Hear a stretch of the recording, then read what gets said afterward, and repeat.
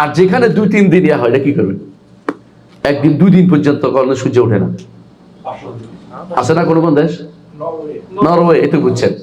ওখানে কি করবেন? আপনি ধরেন আধুনিক মাসালার মধ্যে একটা হচ্ছে যে আপনি ইফতার করছেন, এখন বিমানে উঠে গেছেন, উপরে উঠে গেছেন, উঠেন।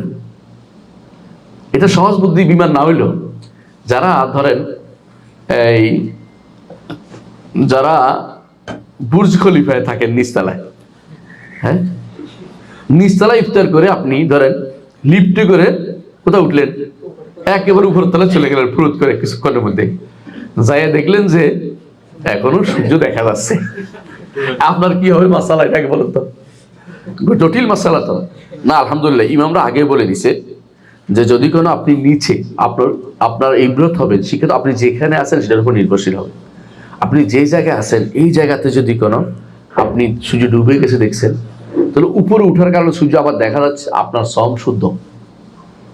কারণ ওই জায়গাটা আপনার শরীয়তে বলছেন সাহায্যের বাইরে কাউ কষ্ট দেন নাই। দ্বিতীয়ত রসুল আমাদেরকে এটা জানিয়ে দিয়েছেন যে যদি দিন এভাবে চলে যায়, রাত এভাবে চলে আসে, তো ফাঁকা আফতারা সায়েমের ইফতার হয়ে গেছে। সুতরাং আপনি আবার উপর দিকে উঠে যাই খুঁজি বের করে আমাদের দায়িত্ব নিতে পারেন। আমার মনে পড়ে একবার ভেজাল করছিলাম, জিদ্দাতে আমি উঠছিলাম, বিমানে উঠছিলাম, উঠার পরে ওই কারণে আমি একদিন সম ছিলাম। ওই দিন সম্ভবত শাওয়াল মাসের 6ষ্ঠ সমটা আমার বাকি ছিল, মানে শীতটা তুমি শাওয়াল তো না, একটা বাকি ছিল। তো আমি সফরে ছিলাম, মনে করলাম অসুবিধা কি সমের কি আর খাবার টাবার রেখে দিই, কিন্তু অসুবিধা ছিল আমি নাইফের মেহমান সরাসরি। তো আমি নাইফে আমাকে বিমানের ভিতরে দিয়ে উঠে দিয়েছি, মানে গাড়ি দিয়েছে উঠে দিয়ে গেছে। তো ওনারা দেখে 4-5 জন আমার খাদেন জোয়াই গেছে, আর বিপদ কারে কয়, মানে অতি সন্ন্যাসী সমস্যা বেশি হয়ে গেছে। এখন তারা একবার এটা নিয়ে আসে ওইটা নিয়ে আসে, আমি বললাম যে আমি সম রাখছি। এবার দাঁড়ায় রয়েছে কি সম, তো আপনার তো সম রাখছে, তো আরো কিছু নিয়ে আসছে বেশি করে, আমার একবার খাওয়াই মারবে আজকে।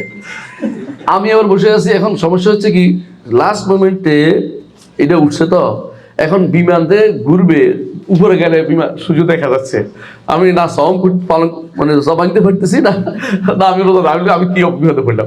আধা ঘন্টা পরে আমাকে সম ভাঙতে হয়েছে, কথা বুঝছেন তো?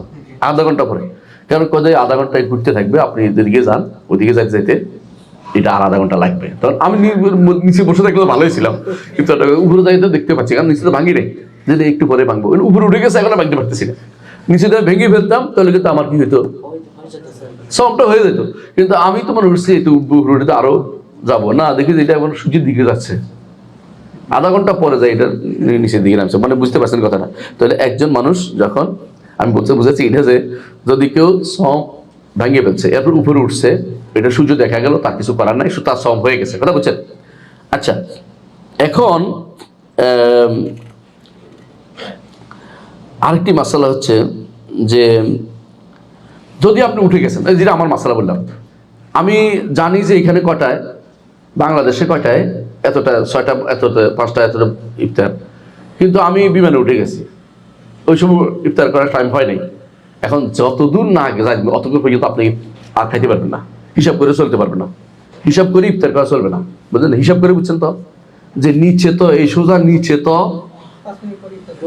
10 মিনিট পরে ইফতার আমি শুরু করে দেবো, তা হবে না। সূর্য যখন না ঢুকছে উপরে, তখন পর্যন্ত আপনি উপরে আপনি ইফতার করতে পারবেন না, যেহেতু আপনি টাইম মতো উপরে উঠে গেছেন।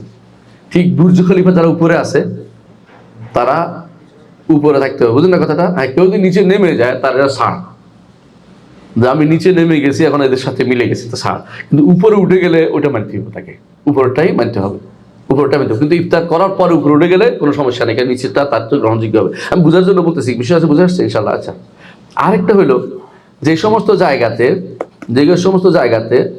যে সমস্ত দেশে দিন অনেক লম্বা হয়, তাদের বিধান কি? কারো 22 ঘন্টা হয়, কারো 22 ঘন্টা হয় না, সেখানে কিভাবে রাখবেন? হ্যাঁ, যে এটা তো আলাদা, এটা বাসার মাসালা। তাদেরকে 22 ঘন্টাও রাখতে হবে, মানে যত 22 ঘন্টা, তত ঘন্টা, কারণ যেহেতু দিন আছে, দিনের হিসাব যতক্ষণ থাকবে যেখানে, দিন আপনাকে মেনে চলতে হবে। মানে আপনাকে ঠিক দিনের হিসাবে, যদি কোনো সূর্য একবারে 1 ঘন্টার জন্য গেছে, তবু আপনাকে 23 ঘন্টা রাখতে হবে। এখন তো আপনার কষ্ট হয়, রাখতে পারছি না, তো আপনি কাজা করতে পারবেন, এই সময় না রেখে অন্য সময়টা কাজা করবেন, এটা জায়েজ আছে। কিন্তু আপনার সওম কিন্তু রাখতেই হয়, তাহলে আপনি হিসাব করে রাখতে পারবেন। আপনাকে কি করতে হবে, ওই সূর্যের হিসাবে করতে হবে আপনাকে, সূর্য ডুবার হিসাবে যতক্ষণ পর্যন্ত না ডুবছে ততক্ষণ পর্যন্ত সওম পালন করে যেতে হবে। আর যেখানে 2-3 দিন হয়, এটা কি করবেন, একদিন 2 দিন পর্যন্ত কোনো সূর্য ওঠে না, আছে না কোনো কোন দেশ, নরওয়ে, এটা বুঝছেন, ওখানে কি করবেন, ওখানে পার্শ্ববর্তী দেশ যেখানে যেখানে দিন রাত আছে ওখানকার হিসেবে আপনাকে রাখতে হবে। যেখানে সবচেয়ে কাছের যে দেশ দিন রাত আছে যেখানে, সেখানকার হিসেবে আপনাকে লালন পালন করতে হবে, ঠিক, সওম পালন করতে হবে। ঠিক আছে, আলহামদুলিল্লাহ।